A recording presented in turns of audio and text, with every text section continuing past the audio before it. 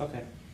We're here this evening with David Suzuki, science writer and broadcaster from Canada. And David, thank you for coming to the Learning Sustainability My event pleasure. in Buffalo. Let's talk a little bit about sustainability. Let's just start with a kind of a broad definition. What makes a sustainable community? Well, I think at the present time, quite frankly, we don't know what a sustainable community is. It's a word that's being used now.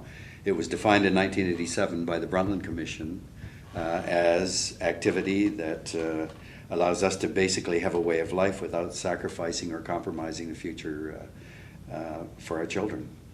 In other words, can we live in balance with the things that we derive from the earth? And quite frankly, we've so changed the planet's resilience and great abundance that humans have taken for granted for our entire existence now can't be relied on any longer. So I don't think anyone knows what sustainability means because the conditions now of the planet are so different. So does that mean we don't know how to describe it, or does that mean we don't know how to define it? I think that we don't know, well, I mean, it can be described properly by the Brundtland Commission, activity that doesn't compromise the future for our children. And we can try to do that, but we don't know what the productive capacity of the planet is anymore. A colleague of mine, Daniel Pauly, at the University of British Columbia, a very eminent marine biologist and a really rabid proponent of marine protected areas, has done a calculation that 90% of the fish in the oceans are gone. Now, when he told me that, I wept. I wept because I'm an ocean person. And what he says is that we're eating our way down through the trophic levels, that we've eaten our way through the big ones. And Sylvia talked about that today, that the bluefin tuna, the swordfish, we've gone through those. Now we're eating, and we've eaten our way through the second level. We're going down to the fourth trophic level. We've essentially extirpated huge amounts of the marine biota. We have no idea what that means in terms of traditional productivity of the oceans. We've trashed over 50% of the terrestrial forest now, and so much of it has happened very recently. We've added 30% more carbon dioxide to the atmosphere than existed at the time of the Industrial Revolution. It's going to double by probably before the end of this century. We have no idea what that's going to do. So I think that we're having to kind of grope our way blind into the future. And my only caution then is, if you don't know what you're doing, if you don't know what the productivity of the earth is, for God's sake, let's pull back. Let's at least protect those bits of nature that still function, that exist. If for no other reason, then that's the learning opportunity that we have. We're trashing whole ecosystems before we even know what's in them, let alone how they interact to make a functioning ecosystem. So, we're in a very uncertain time, and I think we've really got to focus now on what we want to do. That is, protect as much of nature as we can and pull back on our impact on our surroundings and hope that nature's resilience will get us through. So there are consequences to our actions. How do we, as a society, as a culture, begin to explore those consequences and learn how to change? You've just said the most profound thing that I think in society today we don't understand. Everything we do has consequences. We have, for 99% of human existence, people understood that they existed within a web of living things. They were a part of nature, they depended on nature, and whatever they did had consequences. People have always understood that. That's what our rituals and our prayers and our traditions were all about. They were a reaffirmation that we come from nature and a recommitment to our obligations to take care of nature, that we could retain the abundance. What has happened in the last century is absolutely without precedent. We have changed fundamentally in what we are as a species. We've become what I call a super species. We've undergone an explosive change in our numbers. We've undergone an explosive change in our technology, in our consumptive demand, and in our economy, which has now become global. And all of those things taken together, our numbers, our technology, our consumption, and our economy, has made us a force unlike any other that has existed. And one of the terrible aspects of globalization has been that it has cut off that sense of connectedness. You and I jump in a car, we drive 5 blocks. I think very, very few of us would go, oh damn, why did I do that? I'm going to affect the weather and climate. I mean, we do these things without any sense that what we do has consequences. We go to the store, we buy a nice shirt. It's $15 when it should be like $100. We never think, gee, where was this made? How far did it come? Who made it? What did they get paid? We have no sense of any of the effort that has gone into giving us that cheap garment. That's what globalization does. It allows us to have lots of stuff. It allows us to have it cheap without any sense that there are any consequences. And so the anti-globalization movement today is a very, very important one because it's saying to people, look, everything we do has consequences. It means then that when you live in a community, if you live in Buffalo or one of the suburbs, if you choose then to have a big sports utility vehicle, 99% of the time it's going to be stuck in traffic in a city. It's not going to be the way the ads show us, driving through the country across dirt roads and through creeks. What a lot of nonsense. Most of the SUVs in North America are bought by city people who are going to drive them in cities. They're dangerous, they're incredibly polluting, and they take a huge amount of the planet's resources. When you make that decision, what you've done has consequences. What we have to do, the challenge, is to reconnect ourselves with the real world and recognize that it has consequences. One of the astonishing things to me when I interview children is if I ask children, where does your food come from? Invariably the answer is a supermarket. Many children don't even know that vegetables are grown in what they call the dirt. They are appalled at that. They don't know that chicken is an animal and that what they eat are the muscles of that animal. If you ask them, when you turn on the water in your tap, where does it come from? They don't know. If you ask them when you flush the toilet, where does it go? They don't know. You turn on the lights, where's the electricity come from? You put the garbage on the curb, where does it go to? They don't know. So you see, we live in a world in which we are completely disconnected from the source of our living and the repository of our wastes. So I think you've put your finger on the most fundamental question. How do we restore a sense that everything we do has consequences, and therefore every one of our actions means we have a responsibility for it, for whatever it does. That's the challenge of our time. What drives globalization?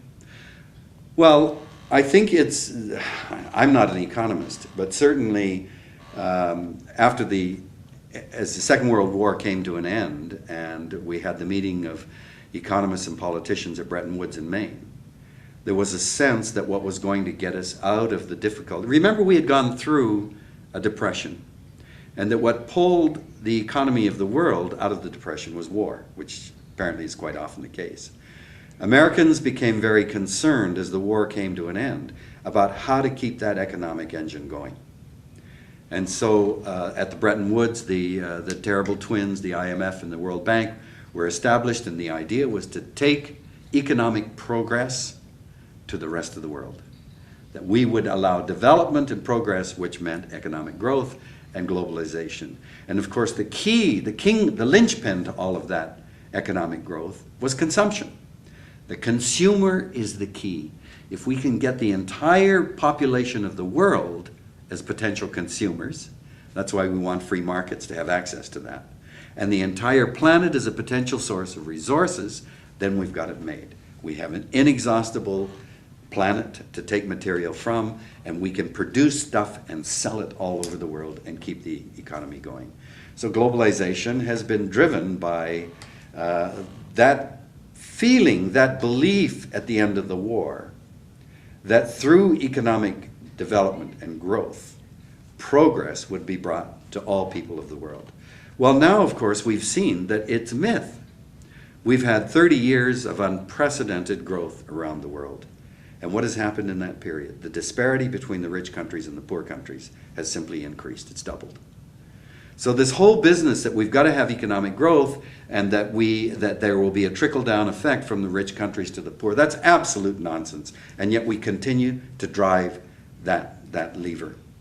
And of course, enormous profit. The transnational corporations are entities unto themselves. If you look at the the 50 largest companies in the world, they're bigger than most governments on the planet. They're huge organizations that operate beyond essentially the control of civilian government, and that's driving the whole globalization process. Let's talk a little bit about how we think, how we get our information, and the role that mass media plays in that. Now, obviously, mass media is a large business, and it's driven by business. How can we learn to understand what are the things to think about? How to think? You've been peeking at my notes because I'm going to talk about that. Oh, you tonight. are, okay. One of the great boasts or claims of North American governments, Mr. Clinton, Mr. Chrétien, is that the 21st century is the information age, that the information superhighway is the road to our economic future. Well, I think it's the information super hype way. I think if you take the average person today, the last thing they need is more information. They're overwhelmed with information. The problem we face today is people don't know what to believe and what not to believe.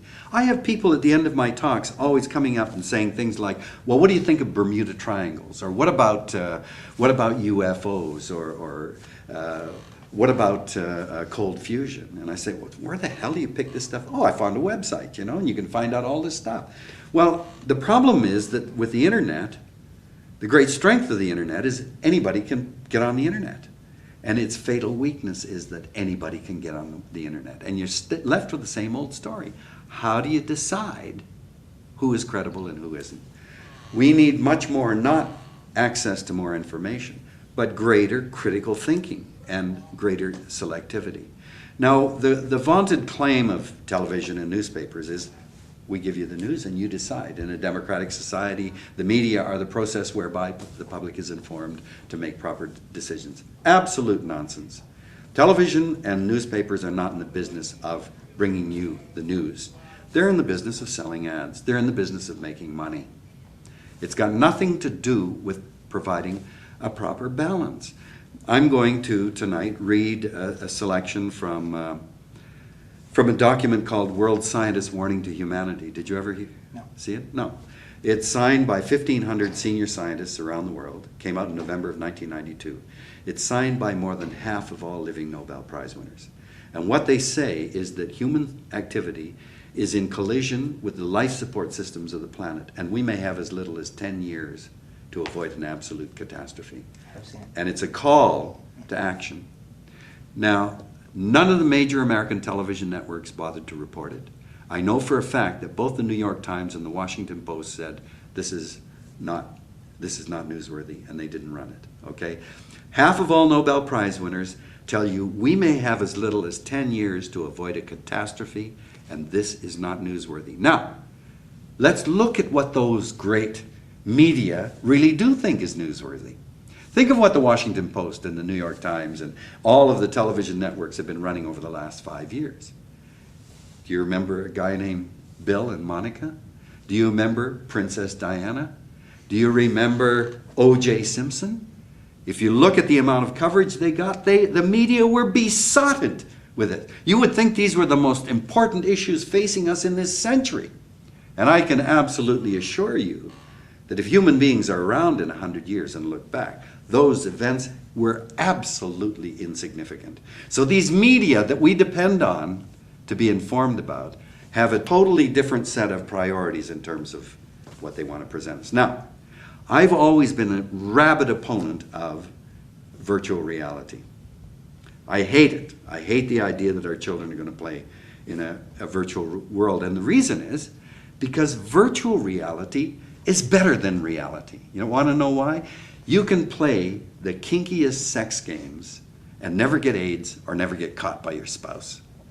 You can have a gunfight and lose and live to fight again. You can have a car race, crash, and walk away.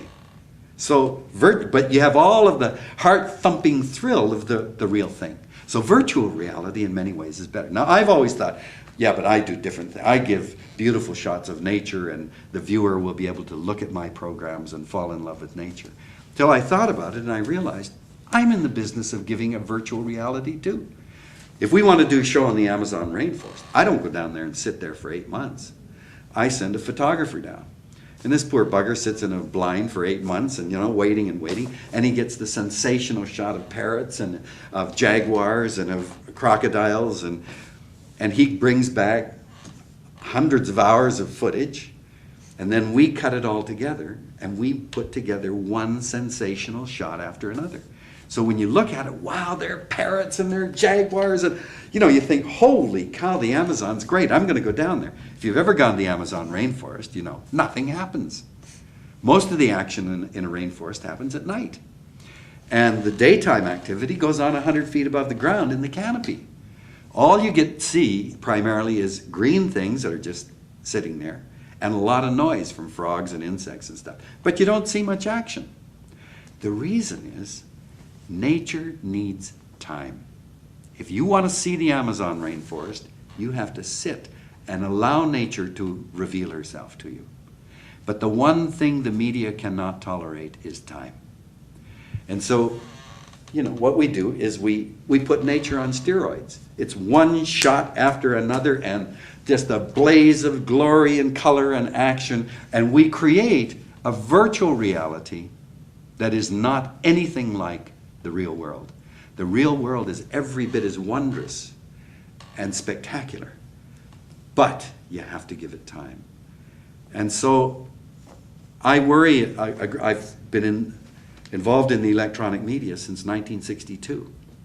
And all that time I've had these tremendous misgivings. In the 60s we used to refer to television as the boob tube. And that was a reflection of what we thought about television. Now you could say to me, well, Suzuki, what the hell have you been doing television for all these years if you think it's so bad? The answer to that is, I know now that my initial conceit, that I was somehow going to influence the world and change the level of public awareness, that was a conceit of youth. But what I do feel is a small number of viewers watch it to be informed. They have decided that this show that I do is credible, and they depend on it for information. And that's what I use the media for. But those people would get it whether I did my shows or not. They read, they write letters, they think. In terms of educating large numbers of people, I don't see that television or even the print media are the way to go. What is? Well, I think a lot of it just comes from personal contact. The real activity that is exciting is going on at the grassroots level, and it's people becoming engaged with people over local issues. It may be an issue of spraying chemical pesticides in schoolyards. I've seen groups sprout up opposing that. It may be over an issue of bringing in organic food. There are many kinds of issues that can be done locally, or a developer that's going to cut down a woods or whatever. That's where people become informed and have an opportunity to think about bigger issues. Where did you grow up? Where did I grow up? Yeah. Well, I was born in Vancouver, British Columbia. Yeah. Spent the first 6 years of my life there. How did you get interested in all of this stuff? The great mentor in my life was my father, my great teacher, my inspiration, the greatest critic that I had. My father was born in Vancouver. He was the eldest of 7 children. And he was, by my grandfather's standards, he was a total failure. He was never interested in making money, and he loved nature. He was an avid fisherman and an avid gardener. He loved to go out and hike and collect wild plants. So the very first memory I have in my childhood was, I think I was around 4, and I remember going to a hardware store to buy a pup tent that Dad and I were going to go camping in. And the thing that was so memorable was that the pup tent was actually set up in the store, and he and I crawled right in and tried it out. And my earliest memories of childhood are of camping and fishing. Fishing was the great joy of my life. And through that, I've just had a tremendous love of nature. When I was a young boy, I guess before I was a teenager, my mother sewed together some cheesecloth and made a net. My dad made a hoop out of wire and put it on a wooden handle, and I had a butterfly net. So my childhood, I was an avid insect collector. And I think it's really important, Ed Wilson at Harvard has coined this term biophilia. Bio meaning life and philia, love. He says that we are born as a biological entity. We are born with a genetic need to affiliate with other species. We need to have other species around us. And that biophilia is most obvious in infants. If you take a young baby and show it a flower or a butterfly, or even a spider or a snake, you don't see the baby go like this. You see the baby instantly want to reach out, usually grab it and put it in their mouth, but they're fascinated, they're attracted to that. By the time that baby becomes a 5 or 6 year old they're either afraid or disgusted. What has happened? We have, according to Wilson, we have inculcated a biophobia. We've taught them to be afraid or disgusted by other creatures. And I see it all the time. Parents that say, don't touch that, might bite.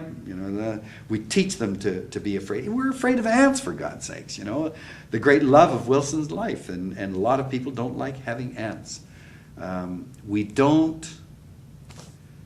got to inculcate and reinforce what Wilson thinks is an innate, inborn love of nature, rather than transforming it into a biophobia.